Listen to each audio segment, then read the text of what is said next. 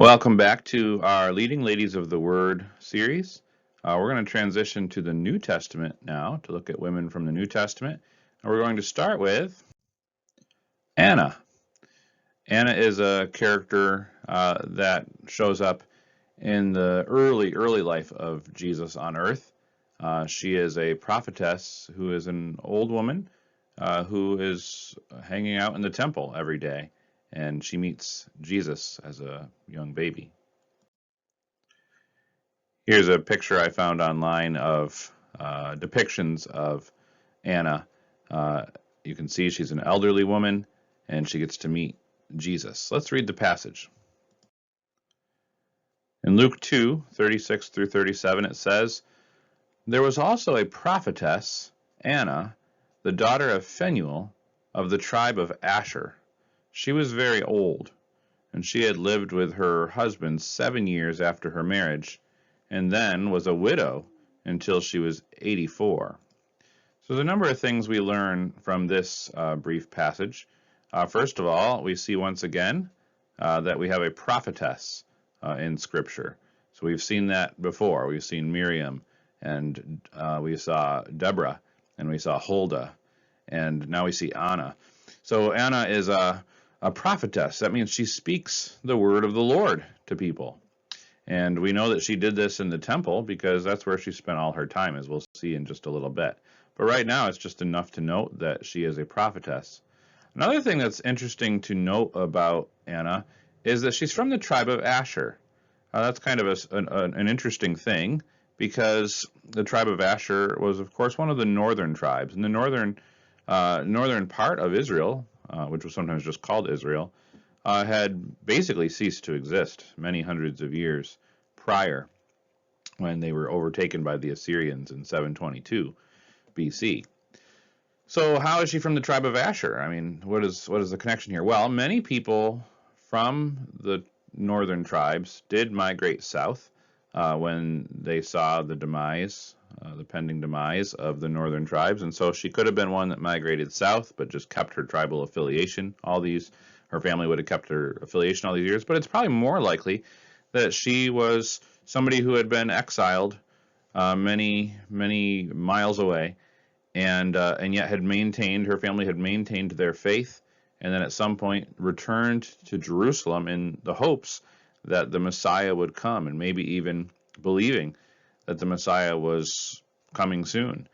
And so she lived in Jerusalem, probably a very devout woman who was waiting for the arrival of the Messiah. Now, it says she was very old. Now, how would you like that to be the description of you in the Bible, if you're a character? I imagine she's up in heaven now, and she's saying, wow, one of the things that's said about me is I was very old. In fact, she might be older than even the passage says, because there's a translation possibility that she wasn't just there as an 84-year-old, but that she had been a widow. It's possible she had been a widow for 84 years. Now, if you assume she got married around the age of 14, which was pretty common, and then was married for 7 years, and then you say she was a widow for 84 years, it's possible that Anna was 105 years old when you add all that up.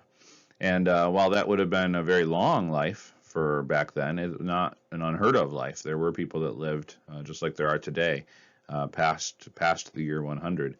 So imagine someone either 84 years old or maybe even 105 years old living in Jerusalem, waiting for the coming of Messiah. Imagine that waiting for the Messiah all those years, believing that there was a good chance he would see that child. She had lived with her husband for 7 years, and after her marriage, and then a widow for 80 until she was 84.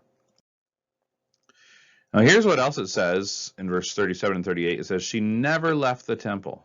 She never left the temple.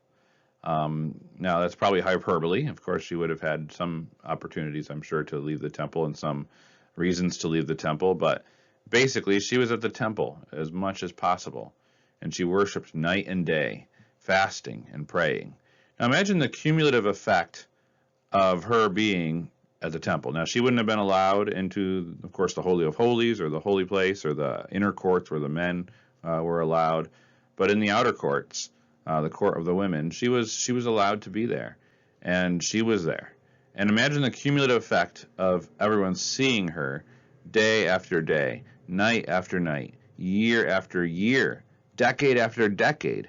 I mean, to think that people didn't know Anna is really absurd. If you went to the temple at all, she became kind of like a landmark at the temple. She was one of the things you would see. I'm sure that some of the Jewish pilgrims who traveled to Jerusalem once or twice or three times a year for the festivals, I'm sure some of them, in their conversation, would have said, I wonder how Anna's doing this year. And they would have seen her and heard her prophesy different things. I'm sure many of them being about the Messiah. And she was someone who seems to have been very close to God. And so coming up to them at that very moment, this is coming up to Mary and Joseph and the baby Jesus. This is right after Simeon, an older man, has just said some things about Jesus. She comes up in the midst of that, and she gave thanks to God and spoke about the child to all who were looking forward to the redemption of Jerusalem. So here's a woman who is able to meet the Messiah after decades of waiting for the Messiah and prophesying about the Messiah. And now not only is she able to meet the baby Jesus, but she's also able to proclaim what his arrival means, that it means redemption for the people of God.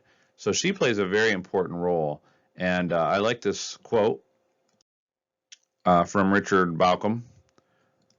He says, Anna would have become a well-known figure in Jerusalem, easily remembered a few decades later in the time of the Jerusalem church.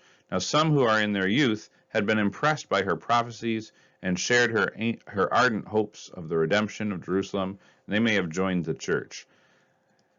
And I think he's very right there, that people would have remembered Anna. That's why Luke tells her story, because he probably wouldn't have met Anna himself, because I'm sure she died shortly after meeting Jesus.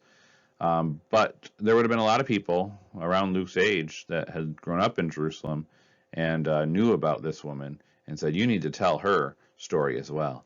And so that's what I've done in this video, is told the story of Anna as much as we can. We don't know too much, but we do know that she would have been a very well-known figure in Jerusalem for many decades. She would have taught in the temple about the arrival and the coming of the Messiah, and she would have proclaimed the fulfillment of her own prophecies after she met Jesus and as she met Jesus. So she's certainly a leading lady of the word.